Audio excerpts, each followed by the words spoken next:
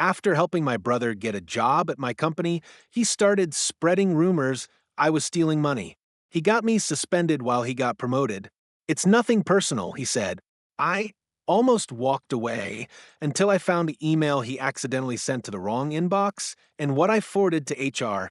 I, 34 male, never thought my own brother would be the one to try to ruin my life. I still can't believe it, even now. It's been almost 4 months since this all started, and I'm only just beginning to process how far it went. Let me back up. I've worked in IT compliance for almost a decade. It's not exciting, but it pays well and I'm good at it. I don't mess around. I do things by the book, always have. I've been with the same company for over 9 years.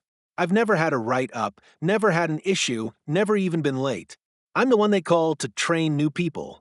I've sat in on hiring panels. My boss trusted me with some pretty sensitive access, audits, systems tracking, vendor review, that kind of thing. My younger brother Alex, 31M, has always been different. He's smart, charming even, but never sticks with anything. He's one of those people who thinks every job is beneath him. Always has some story about why he left, bad boss, no growth, toxic environment. It's never his fault. Meanwhile, I've been the one cleaning up his messes behind the scenes for years, lending him money, helping him move, paying for therapy he never actually went to. He's one of those people who always acts like the world owes him something. Last spring, he lost another job, some marketing thing. He called me in a panic, said rent was overdue. He was about to get kicked out. I felt bad. We're not close, but I figured maybe he just needed a break. So, when an entry-level opening came up at my company, I put in a word. He didn't even thank me properly. Just said, let's see if they're smart enough to hire me. I should have taken that as a sign. He got the job. I introduced him around, told people he was my brother, showed him how to set up his VPN, walked him through the documentation software, reminded him about the audit rules, tried to help him get up to speed. First month, he seemed okay. Loud, a little too casual, but people liked him. I started hearing how funny he was, how he shook things up. That's never been my thing, but I let it go. Then I started noticing little stuff. He'd message me during work asking for help on things he should have already learned. He missed small deadlines. He asked me to just log in and fix it a few times when he messed up some data entry. I told him no, that it would mess with the audit trail. He acted like I was being dramatic. Then he started asking weird questions, like how our system tracks access logs. He said he was just curious, wanted to learn more. I didn't think much of it. Around month 3, people in my department started acting weird toward me. One guy I'd worked with for 6 years suddenly stopped saying hi. Another started CCing my manager on emails for things we used to just handle directly. I asked my manager if something was going on. He just said there had been concerns about how some reports were being handled. I had no idea what he meant. Then came the HR email. Subject: administrative leave notification. They were suspending me, pending an internal review. Something about unauthorized activity, policy violation, irregularities in vendor processing. That was it. No details. No one would talk to me. My badge was disabled. My work phone locked. I couldn't even log into my email. I called my manager. He said it wasn't his call, that it came from higher up. Said I should let the investigation take its course. I've never felt so humiliated in my life. No warning. No explanation. Just locked out like a criminal. Then I saw on LinkedIn Alex had just been promoted. Promoted. While I was suspended. He texted me a few days later. I'll never forget what he wrote. Sorry, bro, it's nothing personal. Hope it gets sorted. Nothing personal.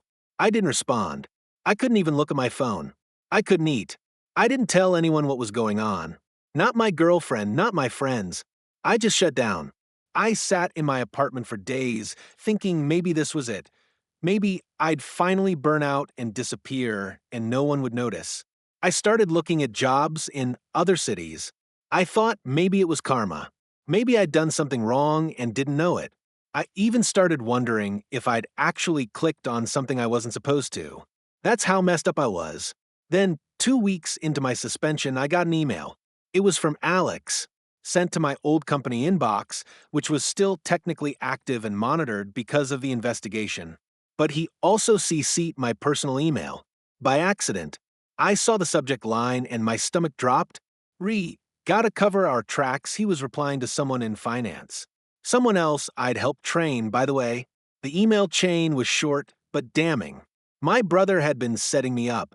He told this guy in finance that he needed to create distance and that if anyone asked, to say I'd approved certain vendor payments. Vendor names I didn't recognize. The worst part? He had screenshots for my own user ID. I read it over and over again. He said, "It's fine, I logged in from his station that day. He let me use his badge. Just say he approved it in Slack or something." That was true. Months earlier, he'd forgotten his badge one day, and I let him borrow mine to get into the building. I cleared it with the front desk. I thought nothing of it. He used my badge, logged in on my station, and created a fake vendor profile, similar name to a real one, and pushed through 3 payments totaling almost $18,000. Then he started floating rumors that I was sloppy with access logs and had conflicts of interest. HR started investigating based on those rumors. He knew exactly what he was doing. I sat there staring at my screen, just frozen. I didn't even feel angry at first, just numb. I forwarded the whole email chain to HR and copied legal. I included a statement. I didn't try to explain. I just sent the proof. 3 days later, everything changed. 3 days after I sent that email, I got a call from HR. Not an email, a call. That never happens. The woman on the line, Denise, sounded nervous. She asked if I could come in for a clarification meeting. Said legal would be present. I asked straight out, was I still under investigation? She paused and said, "Let's talk in person." That told me everything. I walked into the building like a ghost. No badge, no access. Security had to escort me up. I'd worked there 9 years, and now I was just some guy in a visitor sticker. They brought me to a glass conference room. Inside, HR director, someone from legal, and my manager. The same guy who didn't say a word when I was suspended. Now, he couldn't even look me in the eye. They sat me down and started asking questions, careful, quiet ones. How long have you had access to your brother's workstation? Did you ever give him your login credentials? Were you aware of the duplicate vendor registration? I answered everything. Calm, direct. I told him about the badge. The one time he borrowed it. I told them I'd never touched that vendor file. I told them how he'd asked strange questions. How I'd warned him about the audit rules. How I didn't want to believe it was him. Then I asked, "Did you even look at the VPN logs?" Silence. I watched the legal guy jot something down. The HR director asked me to forward the email again, just for protocol. I did right there on my phone. They thanked me, said they'd be in touch. I walked out and sat in my car for an hour, hands shaking. I didn't go home. I just sat there watching people walk in and out of the building I used to be part of, wondering how many of them believed I was guilty. That night, my phone blew up. 2 coworkers messaged me. People who hadn't said a word since I was suspended. They apologized, said they didn't know what was really going on. One of them told me something that made my stomach drop. "Your brother said you were covering up a security issue. He told us he caught you changing access logs to hide it. That's why people distance themselves. He made it sound like you were in deep." I didn't respond. I couldn't. I just stared at the screen. He hadn't just thrown me under the bus. He'd made up a full story and sold it. Then came the twist I didn't expect. 2 days after that meeting, I get a call from someone I barely know, Marcy from payroll. She's been there forever. Very quiet. Keeps to herself. We've maybe exchanged 5 words in 9 years. She says, "I probably shouldn't be telling you this, but you need to know something." Turns out Alex wasn't working alone. There's another guy, Jason, from procurement. He and Alex got close fast. Started having lunch every day. Jason had access to internal payment approvals. He was the one who fast-tracked the fake invoices once Alex submitted them. They used my ID to mask it, then Jason cleared it. Marcy had flagged one of the payments because the vendor bank account info looked off. She ran it through a cross-check protocol, and that's when she noticed the account holder name didn't match any registered vendor. She flagged it and sent it to Jason weeks ago. He deleted the message. He didn't forward it to compliance like he was supposed to. He didn't escalate it, just quietly deleted it and said it was a false positive. When legal pulled the audit trail after I sent that email, they saw everything. Everything. Jason's deletion. Alex's fake vendor. The access logs showing my ID being used outside my normal hours. VPN logins from IPs that weren't mine. But here's the craziest part. HR had already started drafting my termination paperwork before I sent that email. If Alex hadn't messed up and CC'd me by accident, I would have been fired within the week. My reputation, gone. Career over. And no one would have questioned it. I asked Marcy why she was telling me all this. She said, "You were always decent to me. That guy wasn't. People noticed."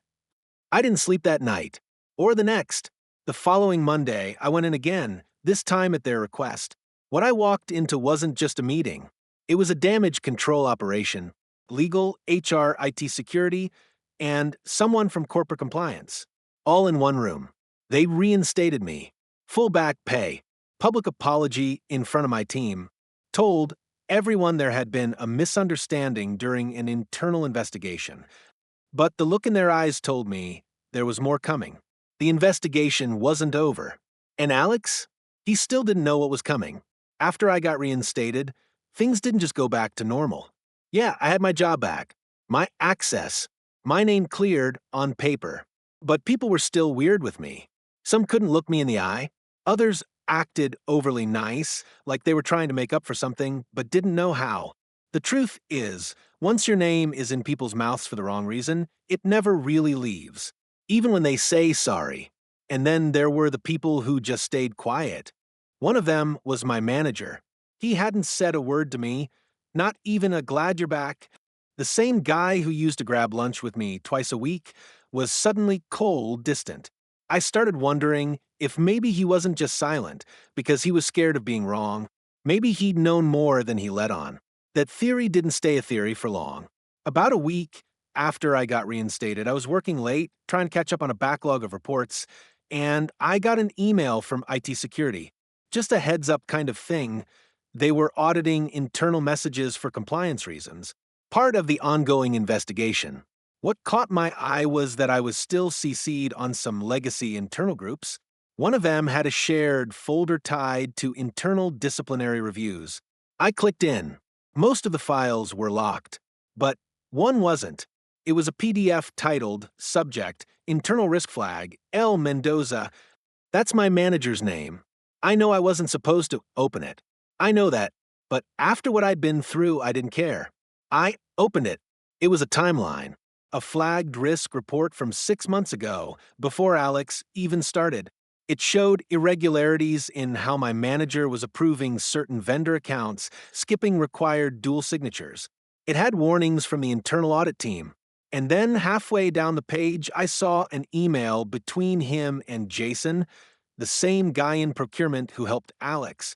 My manager had known about the shell vendors. He'd been covering for them. Jason would push them through, Alex would make the paperwork look clean, and my manager would fast-track approvals. They were all in on it. What that meant was Alex didn't just decide to throw me under the bus. He'd been coached. They used him to get into my department, to use my name, my access, my reputation. He was the tool, the fall guy for when things eventually blew up. Except it blew up too early, because he got cocky, because he made one mistake and CC'd me on the wrong email. And suddenly, something else clicked. The day before I got suspended, my manager had asked me if I could leave my laptop overnight to run a script he didn't have access to. I remember thinking it was a weird ask, but I agreed. I left it plugged in at my desk. That's when they must have set up the fake vendor logins. Or maybe remote accessed it to plant something. I was never meant to be fired quietly. I was meant to be blamed loudly and permanently. And then it got worse. I got a text from my brother. HR called me in. "Are you seriously trying to frame me now?" That was the moment I realized he had no idea. No idea that Jason had already turned on him. No idea that my manager's emails were under review. No idea that his little operation had collapsed from the inside, and they were all scrambling to save themselves. He thought I was playing dirty, that I'd somehow fake the emails to get back at him. That's how deep in his own head he was, but what he didn't know, and what I didn't know until the next day, is that he wasn't done yet. Because apparently Alex didn't just scam my company. He scammed another one, too. A recruiter from a startup tech firm contacted HR after seeing Alex's LinkedIn post about his promotion. He'd listed my company as a reference and claimed he was the project lead for a vendor rollout we hadn't even done yet. They called us for verification. That's how they found out the whole thing was fake. The startup was already finalizing a job offer for him.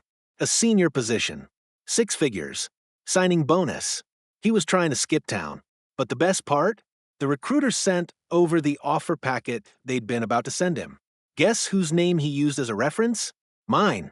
After I saw the job offer packet with my name listed as his reference, something in me broke open. I don't know if it was anger or just exhaustion, but I sat there at my desk for a long time, just staring at that PDF. He listed me as a senior compliance reference with my work email and my direct line. He even made up a quote. Alex was instrumental in helping us navigate a complex vendor integration. Highly recommend. He forged a quote from me while I was still under investigation for his fraud. I didn't forward it to HR right away. I just sat on it, read it 3 times. Something didn't make sense. Why would he be applying to another company now? He had a stable job, he'd just been promoted thanks to lying, and he was still walking around like nothing happened, unless he knew something was coming. So, I went back and checked the internal file access logs, which I now had temporary clearance for thanks to the investigation. I checked his ID number against recent download activity, and there it was. 2 days before I was reinstated, Alex had downloaded the full vendor ledger for the last 2 quarters, something he had no reason to access. I checked the file path. It wasn't even in his department's shared drive. He'd pulled it from the compliance archive. The only way he could have found it was if someone told him exactly where to look. And that's when I realized Jason wasn't the only one helping him. I started digging. Carefully. Quietly. I pulled system logs, cross-referenced access times. Then I found her. Kayla. Finance operations. Low profile. Worked remote most of the time. Friendly with everyone but never said much. She was also the one who onboarded Alex's payroll file. That part clicked fast. She had access to the vendor payment gateway. I went back to Marcy in payroll, quietly, and asked if anything about Kayla had ever come up in compliance audits. Nothing formal, she said, but she'd flagged her once for sloppy documentation. That's it. Nothing stuck. I couldn't go to HR with suspicions. Not without more.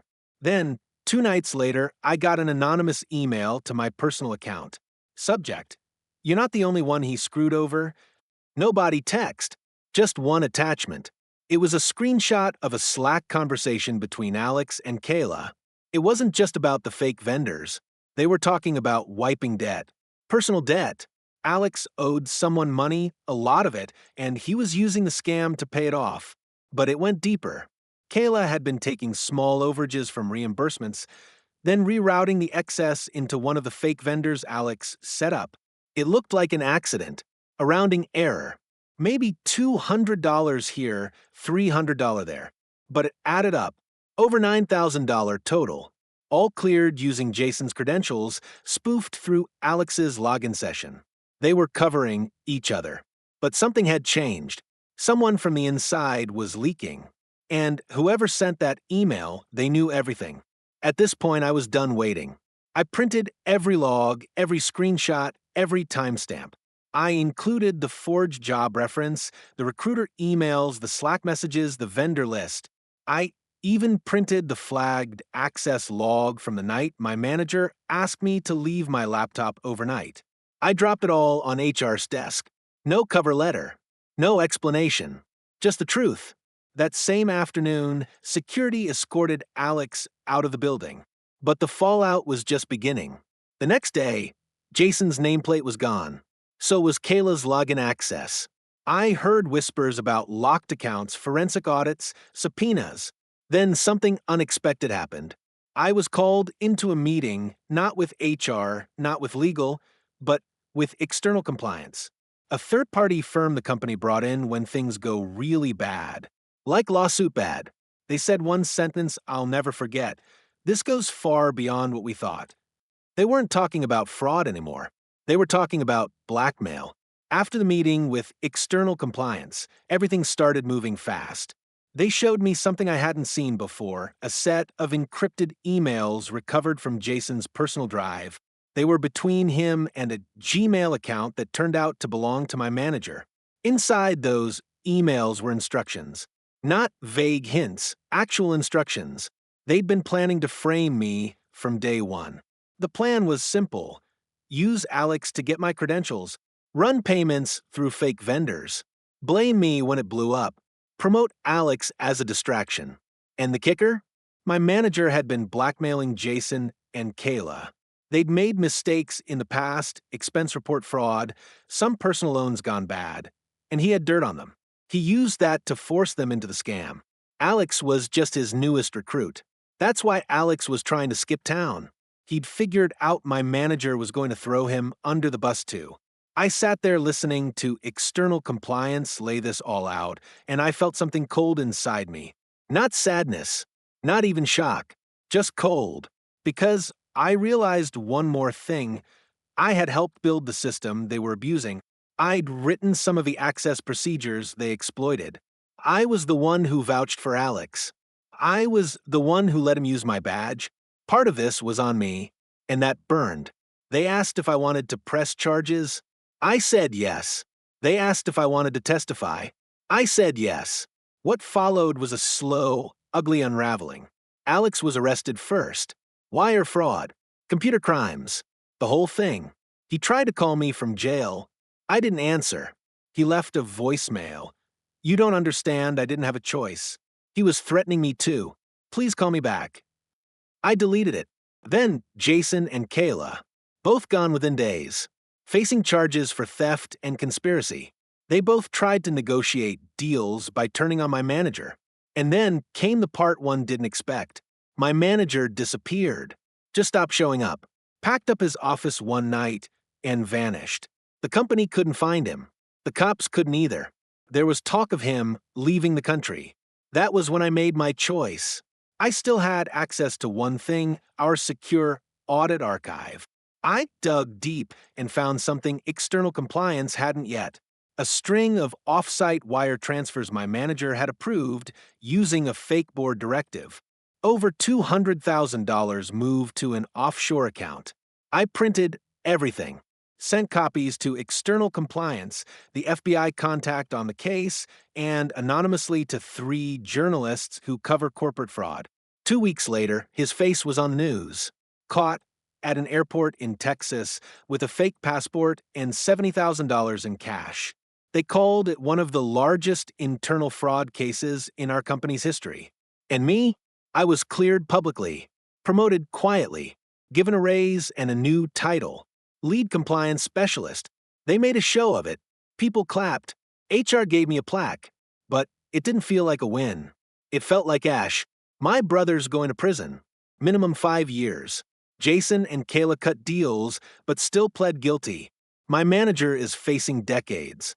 And I walk past empty desks now, day after day, knowing I had a hand in opening the door to all of this. I still replay that day in my head, the day I vouched for Alex, the day I said, he just needs a chance. I gave him a chance. I gave them all a chance. And they tried to destroy me with it. The last thing I did before I locked my office last Friday was delete his number from my phone. Not because I hate him, but because I don't want to be tempted to hear him out. This is the part where I'm supposed to say, I feel vindicated.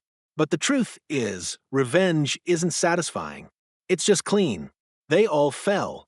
I'm still standing. But every time I swipe my badge at the door, I remember whose hands I put in first, and I never forget again.